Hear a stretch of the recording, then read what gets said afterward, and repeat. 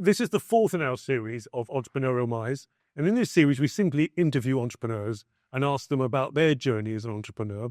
And the ambition of the series really is for people in the audience. They might be budding entrepreneurs. They might just be interested in the idea of entrepreneurship, but just to understand the journey that each entrepreneur makes. And we start with a very basic question and we have that conversation. We go on for about 20 minutes, maybe half an hour. And then after that, I'll try and open up to the floor. When you, if I do call you to ask a question, please say very briefly who you are and before you ask your question and whether you have any affiliation, as it were. And we'll try and wrap it up within about an hour. We understand people are very busy and have to go to places, but we like to make these nice and neat, as it were. So I'm delighted this evening to have Simon Krystman, who I had known for many years. We worked together we're both interested in projects, local community-led projects that tackle problems in local communities, particularly for the financially excluded and social enterprises. But Simon himself I first met because Simon is a serial entrepreneur, as it were. We will get to that. But also Simon recently has written a book called The Expert Entrepreneur. Do you want to? Oh my gosh, am I allowed to sort of plug it? Expert Entrepreneur, on sale on Amazon. I was about to say on sale at all good booksellers and Amazon. And so we'll get to that. But I want to start off with a very simple question. Simon, tell me, what was that moment or that stage when you realized or you decided, I'm going to go out on my own, I'm going to set up my own business, and what led to that? Okay, well, just before I get to that moment, I think there's a lot of misconceptions about what an entrepreneur is. And many people think, oh, you're born an entrepreneur. So you were always, when you were at school, you were always selling things and you were involved in the tuck shop. And there's all these great stories of people being born entrepreneurs. I fundamentally don't believe that. Working with lots of entrepreneurs, I think entrepreneurs can be built. And I've almost got that as my private brand at the moment. I used to build businesses. Now I build entrepreneurs. I firmly believe that entrepreneurs can be built. And sounds a bit like the Bionic Man, doesn't it? Yeah, it does. Yeah, you put them together one little piece at a time. So my story really, I've got nothing that led up to me being an entrepreneur. I went to school, university. I did biochemistry. At the end of the course, thought, I'm not really enjoying this. I just want to earn some money. Went to work for a company, for an American organization in their sales department. I wasn't selling, I was doing pre-sales, helping the salespeople prepare all their materials. And about 6 months into this, my first job, myself and the guy that started at the same time, Mitesh, we were talking about what they were selling and their process, and we said, there's a better way. There's definitely a better way than they're doing. They're reselling software and making money out of services. And there's a different way they should be doing this. So we went to our line manager and we said, this is our ideas. We think there's a better way that you can do this. You can make some more money, et cetera, et cetera. And he sort of tapped us on the shoulder and said, lads, we've been doing this for decades. We know what we're talking about. You're new to this. You'll soon learn. And we went away and we thought, yeah, they're reselling somebody else's software. We could do this. We could do this, and we could do this our way. So we. Can I just ask you, did that idea come to you after sort of polite rejection, or did you think about that sooner? But thought, actually, let's go to them first. No. We genuinely thought we'd be being helpful about how they could improve. I mean, that was partly what we were employed for, or we thought we were employed to help their sales process. And it was only when they rejected what we were saying that we thought, but we could do this. And that was where the idea gestated that we could set up our own business and we could do something. We had no clue how to, with no background in being entrepreneurs, no mentors or people that we could turn to. Was that the first time you had thought about setting up a business? Yes. Right. Yeah. The first time. And this is back. That's the same. Yeah, no, it's so far back. Back when I had hair. So, no, this is back mid-90s. This is sort of pre-internet in terms of internet for business. And so it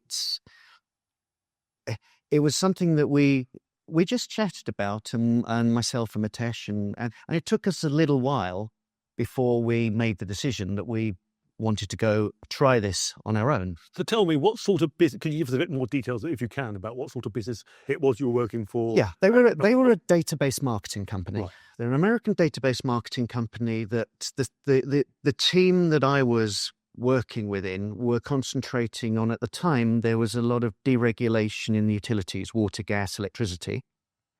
And so these utilities now could open up their services to the whole market. So Yorkshire Water could sell in London and things like that. So they were looking for new customers. So database marketing companies wanted data. They wanted to be able to target people. And the company I was working for would buy in data analytical tools, put on data and try and sell these to the utilities. And so we thought that they could do this in a more packaged route than they were doing. Everything was quite disjointed. We thought it could be a single offer rather than a mosaic of offers. So we hadn't set out to be entrepreneurs as such, but something that I've later discovered, we were looking at solving a problem. And that's one of the key aspects of being an entrepreneur, which I only discovered later. Mm-hmm. At the time, it was just, let's do it. There's a way of doing this. Yeah. And we very naively, we tendered our resignations without actually going and setting anything up. Hold on a minute, let's go back here a bit. So did you, both those days, were you both single? Did you have any family commitments? No, we were single. Okay, and therefore, did you... 6 months after uni, just right. So, yeah. And were you worried, did you have a thought, if this doesn't go well, I need 6 months' money, or I need to build up a year's money before what was your thinking? Or did you just think, I'll just go for it? Because not everyone could do this. Yeah, no, not everybody could do this. We didn't have a lot of money. We didn't really have much money at all to start with. We had our salary, our outgoings. Both of us didn't have much outgoings. We were living, back at home with our parents at the time. So not a lot of outgoings there. And we're really done, actually. We should not have done that in the way we did it. But we just decided, okay, well, let's give our notice with a month's salary, and let's set something up. And we didn't even prepare the reseller agreements that we had to. We could have done so much beforehand to have prepared to make money, but we didn't. So tell me about the early steps. You both quit. What do you do next? Or what were you doing just before you quit? Does that make sense? What preparation were you doing? Yeah. Take us through those steps. So once we made the decision that we were going to quit, we did have a plan. It wasn't just let's quit and sell something and sell this. It was, okay, well, we need to just make sure that we can set up a company and get a reseller agreement for this software. We know who the customer base that we want to go after is, the utilities. And so our plan was, we know how we're going to contact them, we know what we want to sell to them, and we know what our unique offer is. So we'd done that part of the plan. But before that, you used to work in pre-sales, didn't you? Yes. Did you do much contact with potential customers? Or did your partner Nitesh do much of that? No, we were just doing the pre-sales. We thought, we could make a go of this and do this. And this company was making a lot of money.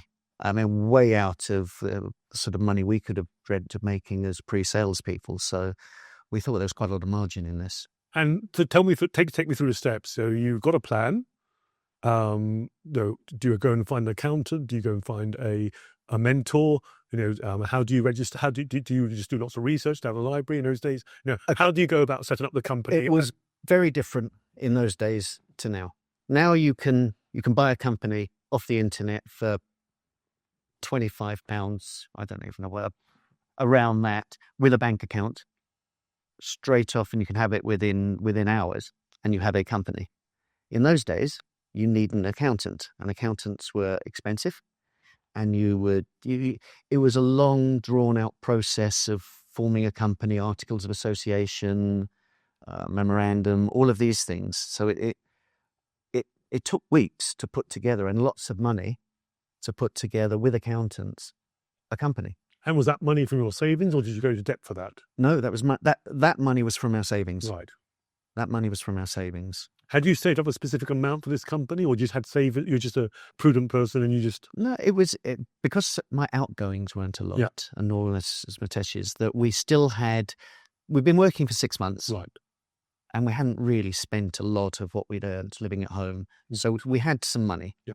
So there was a runway. Yeah. But we weren't particularly strategic at the time. And what was the first step? Did you go and find an accountant and say, we need to set up a company? Or how did you go about that? So it was finding an accountant. It was speaking to our parents. Who do you know in business?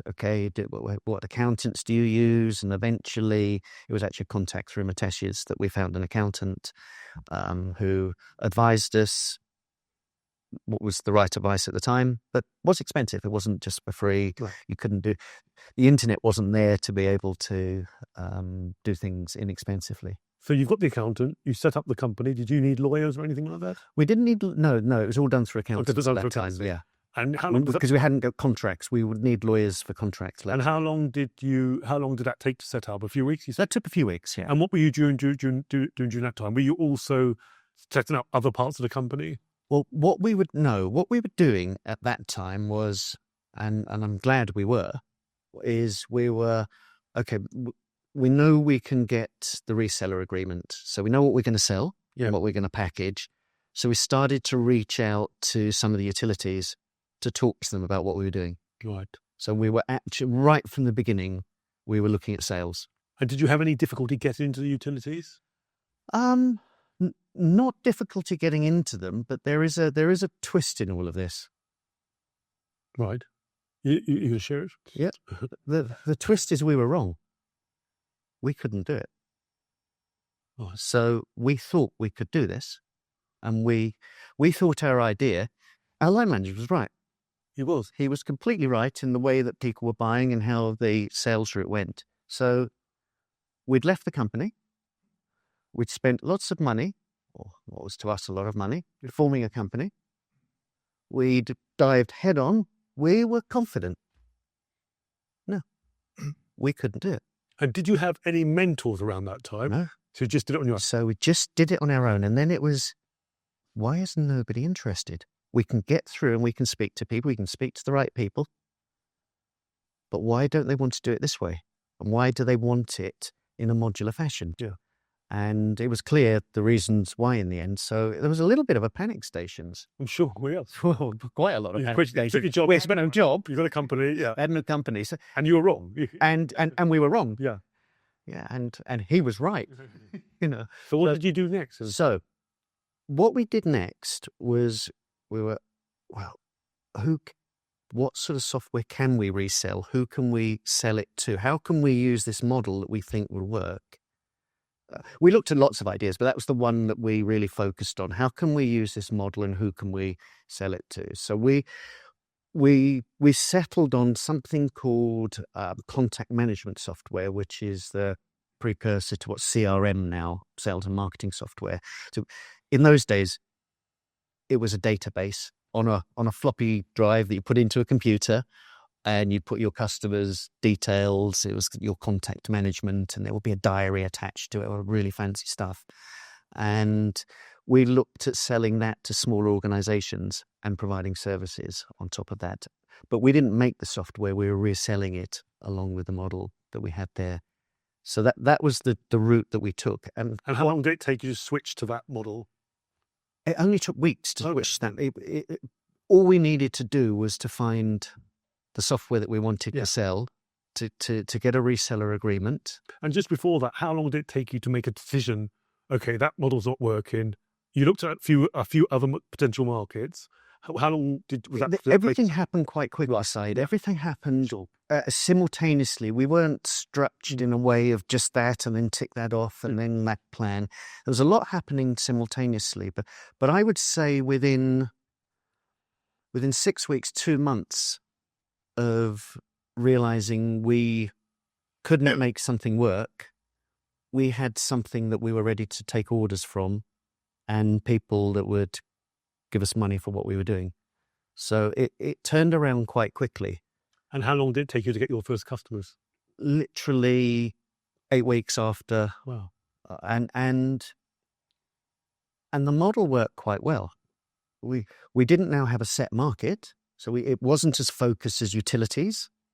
It wasn't what we set out to do, but we were reselling software. We were packaging it modular with services, and we were selling it to small to medium enterprises, floppy disks on computers, and it grew reasonably quickly.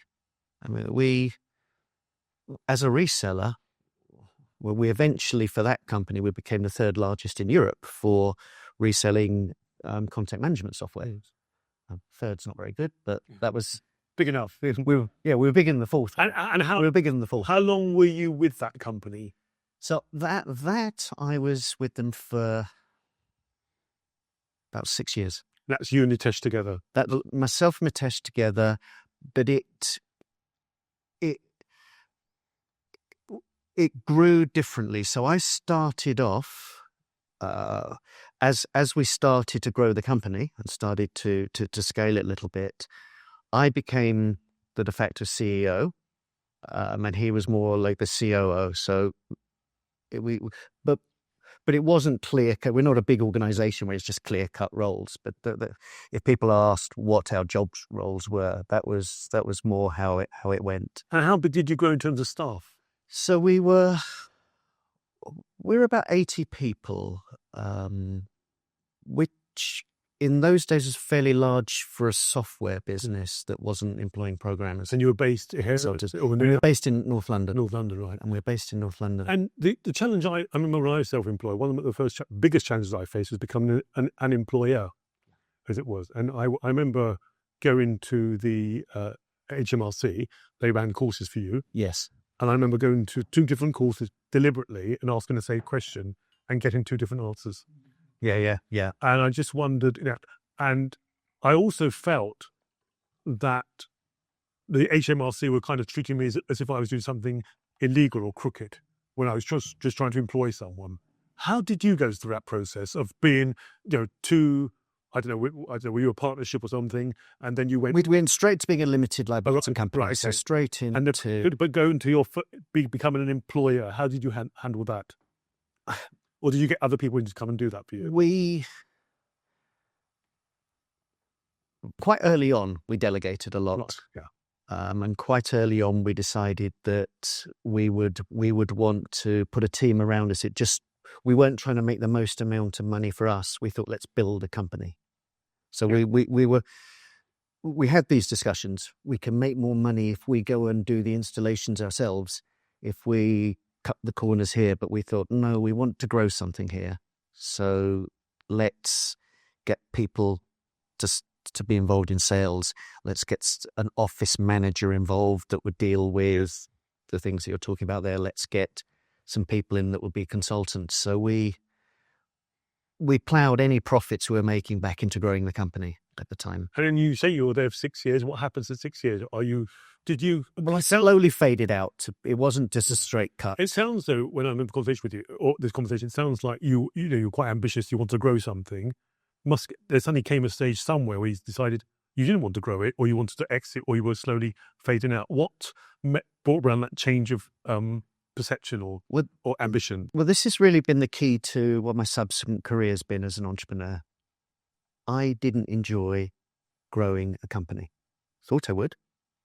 I didn't enjoy the HR part of things. I didn't enjoy the managing lots of people.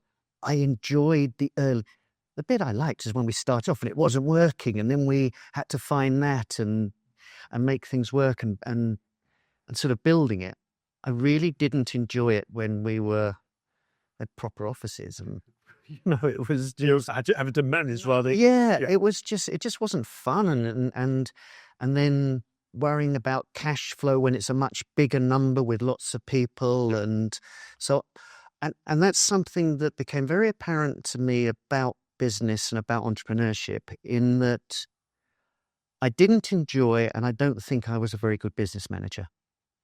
The entrepreneurship part I enjoyed, but I didn't enjoy being a manager of teams of people or a company. And that stuck with me all the way through my career there. And I've never understood, and this is sort of an analogy somebody else was saying to me, is why do companies take their best salesperson and promote them into sales manager? So they're doing almost one of the most important jobs for the company, and they have that salesperson selfish attitude. And then you promote them to running a whole team of salespeople and now not doing their sales. So I think it's a little bit like the entrepreneur. I mean, some people are brilliant at doing both, but it's taking the entrepreneur and saying, well, you're going to be the best manager. Yeah. And so that was something that I understood straight during that first company. Yeah. And so you realize that. So you obviously consciously start to fade out from that company. Is that right? Yeah. And at the same time, are you thinking about starting your next thing, or you wait until you leave before you start your next one? No, we had some very open conversation. Now we had a board that wasn't just myself and Mitesh, and we're talking about this, and I'm saying, look, I'm not enjoying this. And it was like, what can I do here that I'm enjoying? And new product lines, something. No, I'm sort of done with this now. And we had a conversation about me leaving the company. Still, I'd negotiated such that I would still have a board salary, right, and be on the board. So I would have my runway now to start something else up, but not being paid the salary I was being. So you get a salary. Yeah, did you at some stage sell your interest and get some money for a stake? No, not at that. So the company was eventually sold. Yes, right. But at that stage, no. All I did was I kept my equity, right, and I became a board director, like a non-exec director, yeah, but with a salary. Do you mind if I ask what was your equity stake when you left, roughly? I had 60% equity. Wow, I was the major shareholder in it. So. And I know we were fast forward. Did you get rid of that when you sold it? Only when we sold the company. Right, fine, okay. Only when we sold the company did that. Right, great. So tell me what happens next. You realise that actually I love setting stuff up. Yeah. I like the fact that our company's doing well. I'm going to, you negotiate your way out, as it were. You've still got some money coming in. Yes, I've got some money coming in, so I'm not that high risk. Exactly. Kid. Yeah, exactly. And therefore, and let me ask you something, very going back, at any stage in that first company, did you get a mentor in at any stage? No. Why? Very, very interesting. Because this is what I do now. Why? Yeah, great. This is why I ask these questions. Tell me what happens next, your next venture. Yeah, so next it was, now I'm going to go and form another company. What am I going to do? They've got the whole world out there. And I went through a catalogue of ideas that didn't work, and some really crazy stuff. And I spent a little while in San Francisco. So I thought there's a new thing called email marketing with HTML, all this like high-tech stuff. I love my technology. And I've heard that they were doing this out there. And I thought, well, I'm going to move out to San Francisco. I'm going to set up a company, an email marketing company, and I'm going to grow it from there. And I arrived in San Francisco in 2001 at what was called, you heard of the dot-com boom. I arrived almost the day when it switched to being the dot-bomb. Everything. So the conversations before with people, they talk about, what the stock options they had. Now everybody was, do you have a job? It had literally, lucky Simon. So I arrived at the time that it was just going down with a crazy idea. So it's almost like trying to sell snow to Eskimos. HTML emails that were invented out there, an Englishman trying to set a company up to sell them. So crazy sort of ideas like this, but I didn't think were crazy at the time. Yeah. Just lots of ambition to try and set up another sort of tech company that I'd be interested in. And so I went through a series of those sort of ones that just didn't work. And so you set something up, tried it, didn't work. Yeah. Set something up, tried it. Yeah. But you still had this sorts of comfort of some salary coming in. Yeah. Yes. So I had and I probably also, actually, while I was out there, just reminding you, I probably made my biggest financial mistake of my career while I was out there, because I was still representing, by the way, the company was called Chaotix that we formed because it was completely chaotic. So I still had my stake in and a board member of Chaotix when I was out in San Francisco, and I was still looking at what was happening with all the contact management things, and this new thing called CRM was coming along, and a startup in the area that I was talking to. We started having conversations about them selling their new CRM, internet-enabled CRM software in Europe. And I loved it because now you're not plugging floppy disks into machines. You're using the internet to store all your contacts. Was this a time of dial-up internet? Or it was dial-up internet. It was dial-up internet, but suddenly it was distributed computing. It was real state-of-the-art stuff. Yeah. Still take you forever to get your contact list coming up over the dial-up, but it was I loved it. The only problem was this startup there that wanted us to be, I was representing Chaotix on that and trying to do the deal, wanted, they were going to offer us exclusivity, but they also wanted us to not be selling anything competitive to them. So before we were selling a suite of different contact management, and that would have killed our whole business. But I sort of wish we had all, because this company was called Salesforce.com and I had no idea. So that, in hindsight, great thing. We've been an incredible deal, but yeah. So obviously you go through a number of things. What's your next, if you like, success or earner, as it were? There were a few things around the data field that was database marketing. So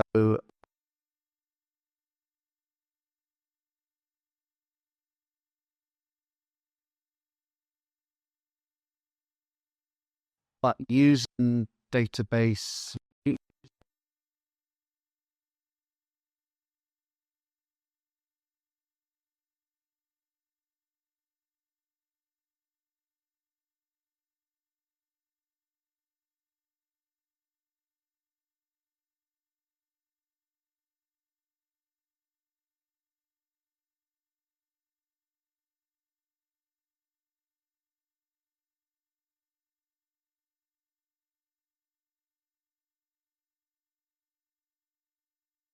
I set that up with a group of people, and I did it in a way that I could do the entrepreneurial part, the setup, but with people that I knew could manage the business when it would, if it would reach a stage where it would start to grow. How many people did you link up with at this early stage? And so there were 4 of us that started. The business, but we grew quite quickly in terms of number of consultants, and it was very much in that period where there's lots of consultants. There was all the legacy stuff from, I don't know if people remember the Y2K, all of that. Showing my age here, but it was basically a consultancy business on data, right? And that actually led to another business downstream that was probably my most successful exit, which was to do with data itself. But in between, I had a few other interesting, let's say, technology businesses. So you've gone,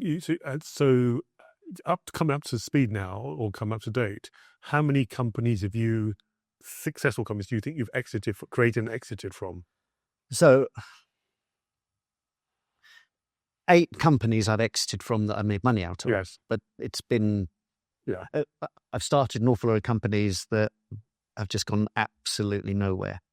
And it's also been a big mistake starting companies rather than I've learned that the last thing you do is start a company, whereas I thought it was the first thing you did. So there's been lots of learnings along the way. Hence this brilliant book. We'll give it a chance. Ken talks about that. I was trying to lead into it much more smoothly, more subtly than that. when I met you and I were looking at projects in local communities and Yes. and what was very interesting was that you were very interested in community empowerment Yeah. at one stage, but also you were very you had become a mentor.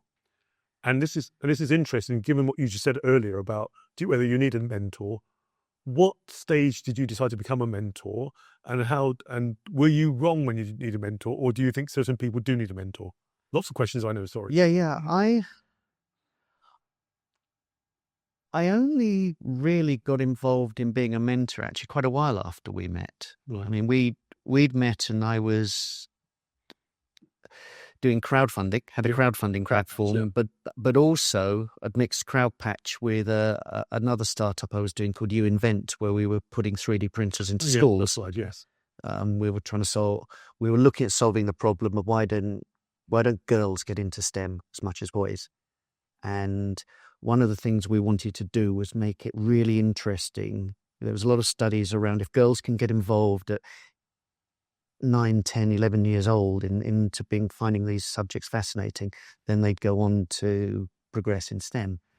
And 3D printing was a really good way of getting the kids to, you get them to scan each other and they'd print off a picture of each other, you get them to make things. And we wanted that to be part of we'd love it to be part of the curriculum, but we would never get that sort of thing done. But we out of school clubs. So we were going around schools and seeing if the parents would crowdfund 3D printers for after school clubs. And that was when we got involved. But then, tell me, how did you get into mentoring? So the mentoring side came when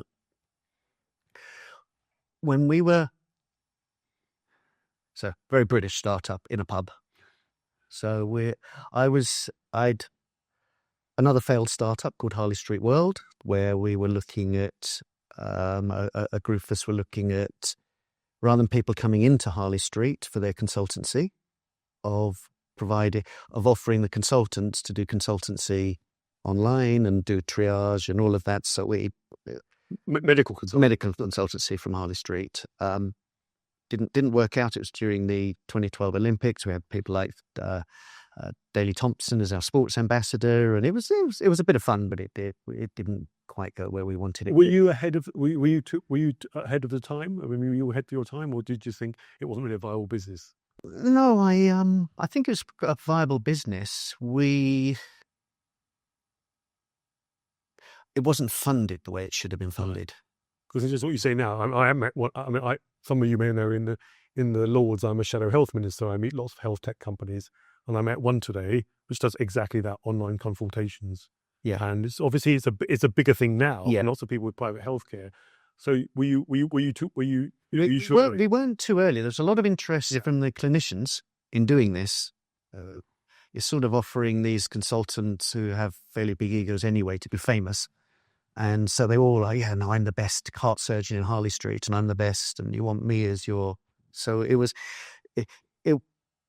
wasn't a problem getting content. It wasn't a problem. We just hadn't set ourselves up with enough funding to make the thing fully work. And it fell apart. But one of the people I was working with that was working on the filming side of it, we were, a couple of months later, we were having a pint and we were talking about startups and startups fail and who are the great startup teams. And when we're talking about great startup teams, we could only think of the American startup team. So we could Google with their two and the two Steves in Apple, and we couldn't think of any British startup teams.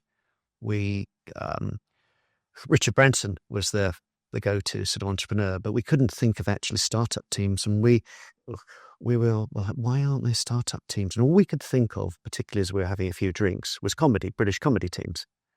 And it came back to the Two Ronnies, which was, we were talking about Two Ronnies, and there was a sketch they did, which was, imagine how funny it would be if there was 12 of us. And we were going, yeah, why don't we put a project together? We'll call it 12 Ronnies, and it'll all be about putting startup teams together.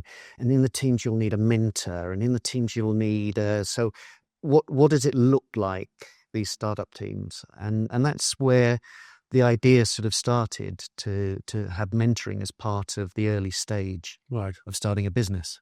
But interestingly enough, it kind of contradicts something you said earlier, which is who needs a mentor? Do some people need a mentor, do you think? Yeah. But you didn't. Well, I clearly did need a mentor. I just didn't realize I did. Hence, Right. I mean, I got pretty lucky. Yeah. I mean, often people say, well, what's the most important sort of skill or factor in being an entrepreneur? And it's luck. There's many other skills, but luck is sort of the overriding. But there's an element to that, isn't there? Because, it's a bit like winning the lottery. You won't win it unless you buy a ticket. Yeah. So you tried, didn't you? So we tried. Yeah. But if I'd have had a mentor, let's say when I was working for that American database marketing company and look at leaving or just starting out there, they almost certainly would have guided me not to be quite as stupid to jump without doing a little bit more research than I had done.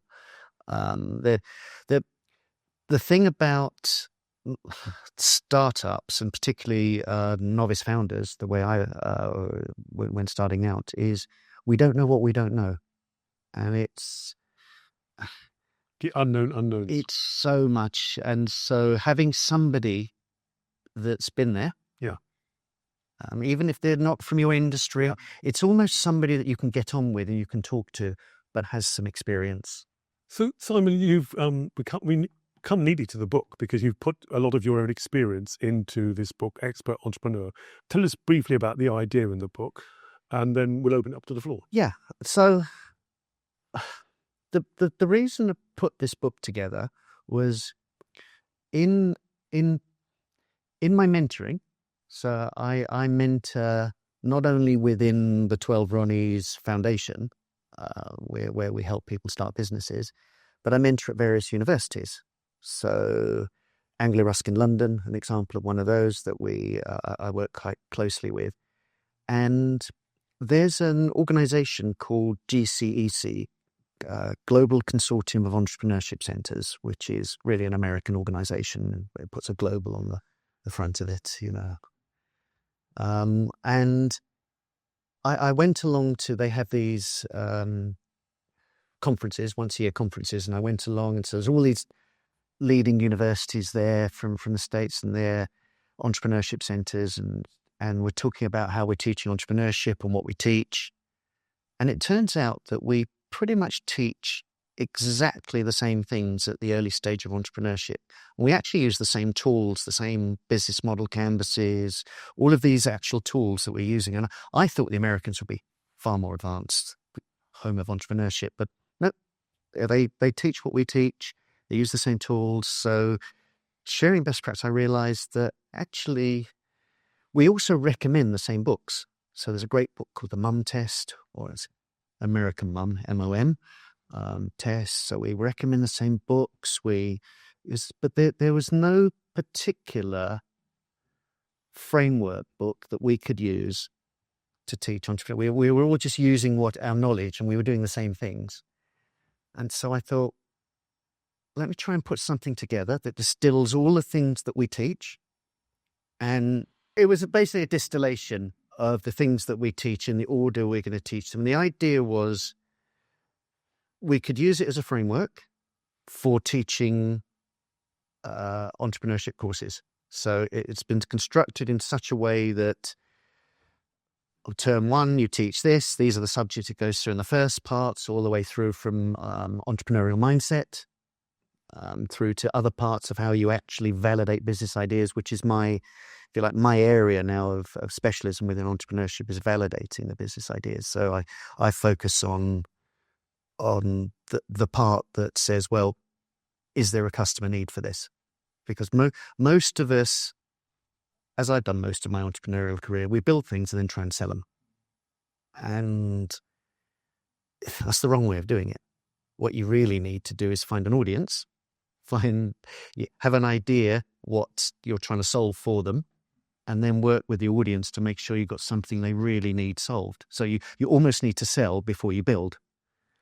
So it's the other way around. So I work on how do you collect data, because I've always been data oriented. How do you collect validation data to say that there's a customer need for this and that they'll pay? So is it desirable? So if you can if you can find that out, first of all, which you can. So for an example, weak validation would be that it's still validation. If people are signing up to a wait list because they want to be part, so if there's a wait list for this book and lots of people were putting it down there, I hadn't written the book, I just made the cover and so I'm going to write it, which is the sort of thing you would do in idea validation. Then you go, well, there might be a demand here. There's a lot of people now on the wait list. You could go further for strong validation and pre-sell it. So crowdfunding is a good example of pre-selling it.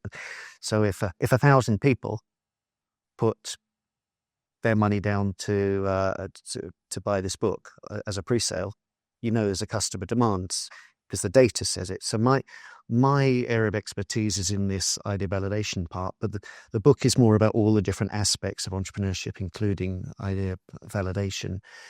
But the twist for it for me is writing it in the age of AI, because AI is just the best tool now for entrepreneurs. It's such a game changer, bringing an AI team to your startup.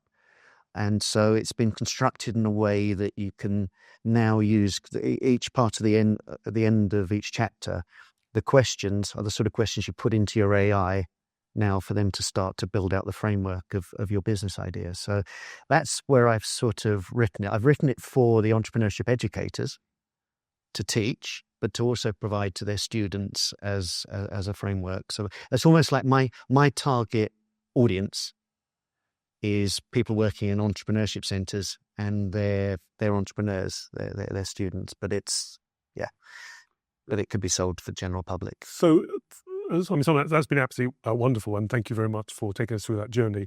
One thing I should have said at the beginning, I apologise, that these meetings this series is co-sponsored or co-owned by the Institute of Economic Affairs, the Vinson Centre at the University of Buckingham, the Buckingham Enterprise Innovation Unit, and we're also bringing in very soon St Mary's University in Twickenham as a partner of these talks.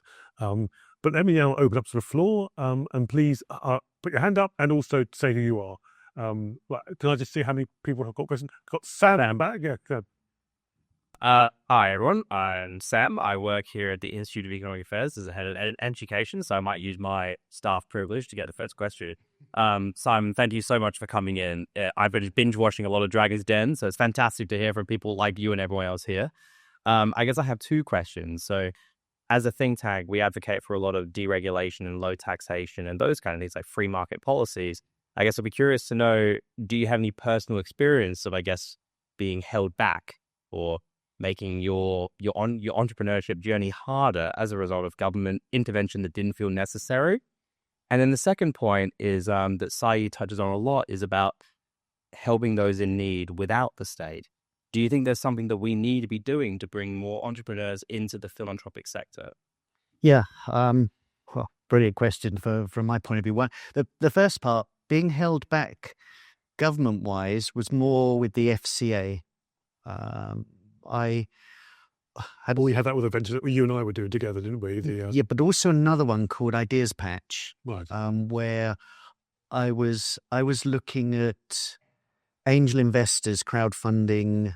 The crowd were angel investors funding intellectual property of a company. So they would buy the IP assets of a company at a pretty low cost. They were basically buying the ability for companies to file patents for that. But the FCA were dragging their feet about regulation, all this, and it took so long and became so expensive that it just wasn't worth us pursuing that angle. That reminds me of the project we worked on. And so we worked on a project, what's it called? Friendly Lending or Friendly Funding. And we wanted, I don't know if anyone's come against, heard of Kiva, KIVA.org, where you can lend chunks of $25 to entrepreneurs around the world. And we wondered, if you can do that around the world, why can't we lend to people in Britain, financially instituted entrepreneurs? And when we went to the old FSA, they said, we don't have anything on this. You just go and do what you want. It's fine. Come back and see us. And by the time we went back, the FCA had then said, no, we've now got a whole sandbox and you've got to go through this and do this. And what you told us that a few years ago, well, sorry, but you've come back now and these are the rules. And we had to rethink the model. But that's an example. Yeah, and exactly. we were held back so much Yeah. by the. It seemed crazy that we couldn't do it. In the end, we decided to work. Actually, we found someone who had set up a very similar organisation. We wanted them to grow that rather than set up lots of organisations. But if any of you are interested, it's called Purple Shoots, and they'll help entrepreneurs from financially executed backgrounds. And there's a second bit to that. So the second bit is what could government do more? Are you saying, or to is? I think so. As the IEA, we would argue that maybe the government's not the best solution to a lot of these problems. So how do we get private solutions? How do we get entrepreneurs to come into this sector and find solutions to help out the poor and the needy? Okay, because I was going to say, if it was how could government do more, is just stay away. So that would really help. I think the structure for entrepreneurship in this country is really good. So we all like to moan, but there's the private sector is really strong. If we have a good startup, there's plenty of money out there for a good startup. It's just excuses people can't find. There's a lot of investment money from angel investment there. So most people moan about the investment side of things, but they're getting it wrong at the beginning. You should be concentrating on customers, not investors. So there's an educational disconnect. But I'm not sure I think the market should be left to its own devices. We have a very good setup. The whole capital gains part just doesn't make sense for entrepreneurs in this country. The way it's set up at the moment, it's not the greatest incentive compared to some other countries. But I think we have a really good ecosystem here. We just needs more belief in our ecosystem. We're pretty good at startup here. We're not always good at scale up, are we? We're terrible at scale up. Yeah. So anyone? Philip, and then anyone else, and then please. Thanks. I think Sam might have been trying to ask a different question, but if he wasn't trying to ask a different question, I'll ask it on my behalf. So, and that was, we see so many problems in communities, unemployment, poverty, mental health problems, and all the rest of it. And if you go back 140 years, you've got entrepreneurial solutions to those problems, local friendly societies, a whole range of other welfare organisations set up in an entrepreneurial way within the community itself to solve those problems. What are the obstacles to that type of approach today? Is it just that we rely on the welfare state to solve all these problems, or are there other difficulties as well? Well, we've tried in ways. Crowdpatch was a crowdfunding community interest company that was trying to solve problems using crowdfunding in local communities. So it was called Crowdpatch because you'd have your patch and you'd have a patch leader. So somebody who was gonna run the crowdfunding from there. And I think things can be done at a local community level. I don't know why more isn't. I couldn't make Crowdpatch go in as far as it wanted, but I don't know, at a community level. Yeah, I think from my own experience, I think one of the things I find is that it's actually quite often he's a local champion rather than an outsider. Secondly, some of them very few of these projects are ideological. So sometimes when I meet a local community project, I'll say, do you have the ideology? Someone might say they're a local libertarian, or they're a community conservative, or a cooperative socialist. And what's interesting, you've crossed the ideological spectrum with this. But most of them some of them will say, I think the state should do this, but they're not doing it. That's why we had to do it. And others just say, I'm just someone trying to solve a local problem. And a lot of these projects are quite often driven by a local champion. It's very difficult to come in as an outsider to tell people in that community what they should be doing. What I did do, though, when people would say to me, I've got a problem in my local community when I was a member of the European Parliament, I would say to them, I can't just go and pass a law and you'll solve your problems. Let me introduce you to a project here, learn from that and see if you can set up your own thing. And some of the projects they met would say, we'd love to expand into your area. and others would say, look, we'll give you the advice, but we think you should do this. And I think that sort of local level is far more powerful. We want to think, especially when we're in government, that we can do something at the centre to help, but quite often we just need to make it easy for a lot of these organisations and people to talk to each other from one community to another. So I can facilitate those conversations rather than say, you should copy what's going on that community. A gentleman there, please. Hi, I'm Krystman. I'm colleague of Simon's at 12 Ronnie's. I just want to lay something up for you, Simon, to stick in the back of the net. You might remember that we came across an infographic from CB Insights, which was the 20 reasons why businesses failed. And that became a huge impetus for us, which I think maybe might be of interest to everybody in the room. So are you one of the 12 Ronnies? Yeah. Right. And none of us are called Ronnie. There aren't 12 of us, by the way. How many are there? Oh, that's a secret. Oh, no. And none of us are called Ronnie. Okay. So, yeah, right from the beginning, we were very data-driven. So if we're going to try to look at why startups are failing, we want to be able to collect data on all of this. And we're not the only ones that collect data on startup success rates or startup failure rates that we're involved in. So CB Insights was a really good report for us, done a US report done on startup failure. And it listed the 20 reasons, but by far the biggest reason was no customer need right at the top. So, which makes sense, because it all sort of leads to, if there's no customer need, you're not going to make sales.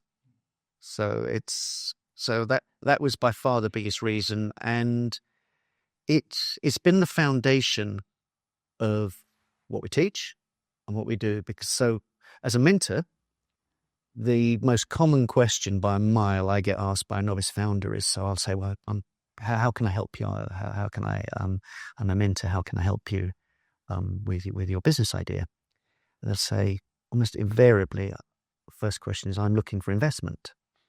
So I think, so you're looking for somebody else's hard-earned money to fund your great idea you can't prove anyone wants. And that's essentially what it is. People want money to build something instead of actually finding out, is there a customer need for these things. So all the data from whichever report or whatever angle you come from, it all boils down to customers and audiences, not so much on building things, which is a human thing to do. We like to create. So first thing most of us do when we think of a business idea is we go, well, what are we going to call it? So we're creating a brand without any customers now, if we're thinking what we're going to call it. Is there a domain name for it? We're still thinking about brand. What are we going to build? We're all going in that wrong direction, unfortunately, but led by lots of these reports. So it's not just us collecting data on this. There's lots of organizations. Does anyone else have any questions, please? Lady there, and then Nigel. Just a quick question. Does your book cover... Sorry, introduce yourself. Sorry. Sorry? Introduce yourself. Oh, I'm so sorry. What do you want to... Oh, Christy. I make art. I exhibit it in museums across the country. Very good. I found my audience, so to speak. But if I wanted to sell loads of art for loads of money to everyone, what would be the quickest... Does your book cover what the journey would be, how I'd get the data? Well, to everyone is probably... That's a joke. That's a joke. Yeah. I mean, basically, to find my audience, say I just want to make... I actually not really talk about me. All I really wanted to know is, how can I... Does your book cover how to collect that data? Yeah. Right, that's what I'm asking. It covers how to collect data from audiences that are relevant to what their problems are. Yeah. Yeah. I mean, that's my area, is the idea validation part of it, not so much the mindset or all the other aspects that we talk about in there that we teach. And before I go to Nigel, just got to get an idea. Does anyone else want to ask a question at all? So let's do Nigel, then Peter. You sure? He likes to have It the depends when his phone goes off, or I can't. yeah, he likes to have the last word, don't you, Nigel? Peter, please.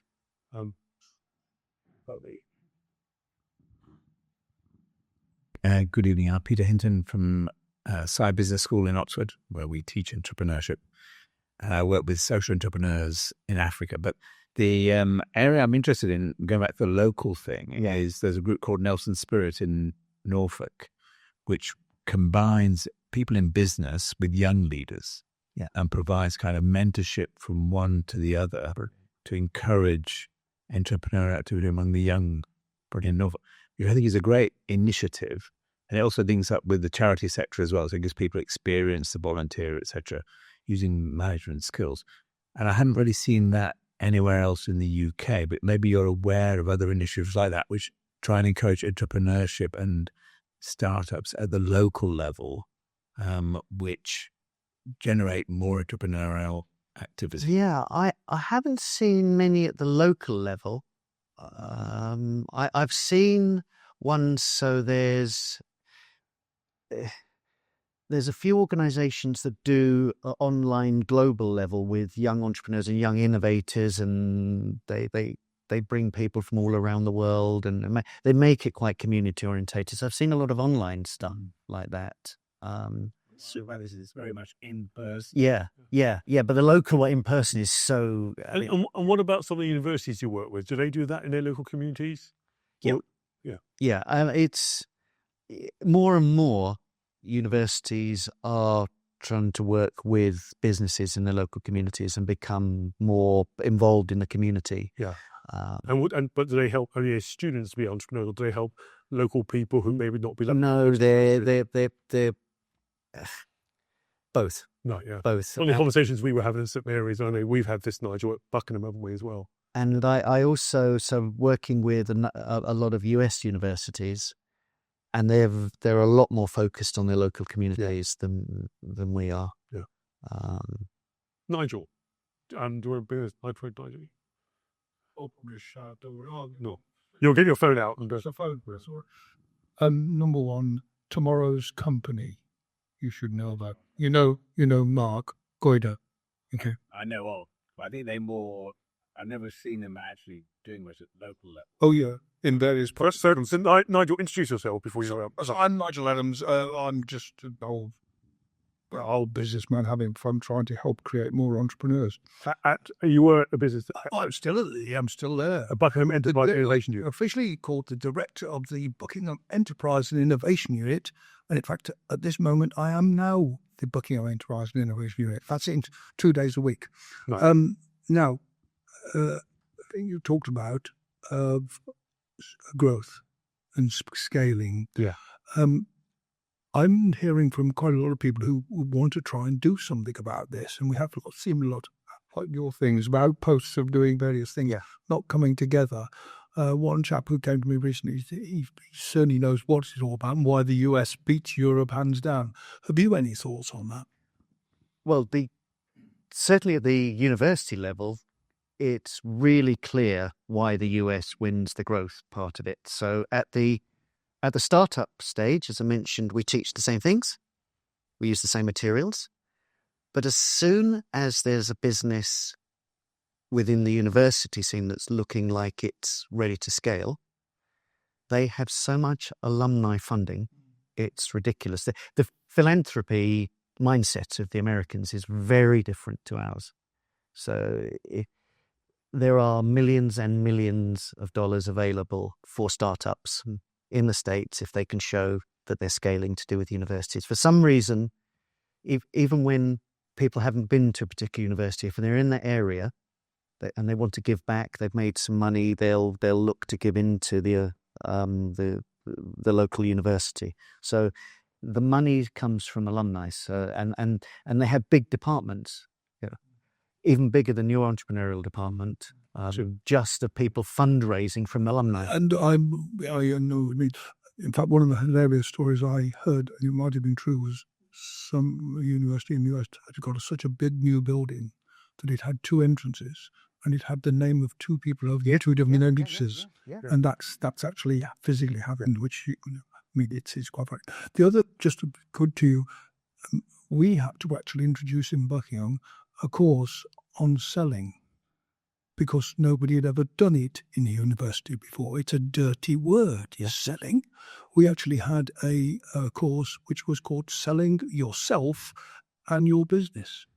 And nobody, not anybody doing it at all. It's surprising that startups have to go to customers and ask them for money, isn't it? And actually sell to them. We should be out there selling. Well, it is the fundamental thing. It's sales first, then build. Sell it, then build it, rather than build it and sell it. See, the other thing I would add to this is when I was on the Communications and Digital Committee, we went to the West Coast to meet lots of entrepreneurs, and we met some big companies, and we were doing an inquiry on scale up. And what was very interesting was the meeting we had with British entrepreneurs who had moved from Britain to the US. And we asked them why. They said one was capital, but the second thing was the attitude towards success. And they said, in America, people want you to be successful, and they all say, "How can I be like that?" And they said, "Over here, sort of, you must be a crook, or it's jealousy, and if you're successful." And just one small anecdote I often tell, and it might not be right now, but when I was a kid, I remember someone telling me that if you have a big car in America and you drove it into another neighborhood, people would all say, "How do I earn enough money to get that car?" Whereas you did it over here, someone was come and scratch the car. Now, that may just be an anecdote. It may not be fair, but I think there's definitely an attitude of being successful and being criticised for being successful. To me, the more striking thing isn't the difference between Americans' view of success to the British view. It's the view of failure. Yeah. So it's a badge of honour. I've got 6 failed companies behind me. We'd be sort of embarrassed, wouldn't we? Yeah. It's like, Well, some funders. I'm not a terribly good entrepreneur if I got all these failures. Whereas I was like, 6, but my number 7 is going to be the big one. And people go, well, if you've got 6 failures behind you, you've learned a lot. Yeah. Don't some investors actually, when they went It's almost a prerequisite that you've been through the whole process and the pain of knowing what it's like to fail. And One thing, you comment about those success and the attitude towards success.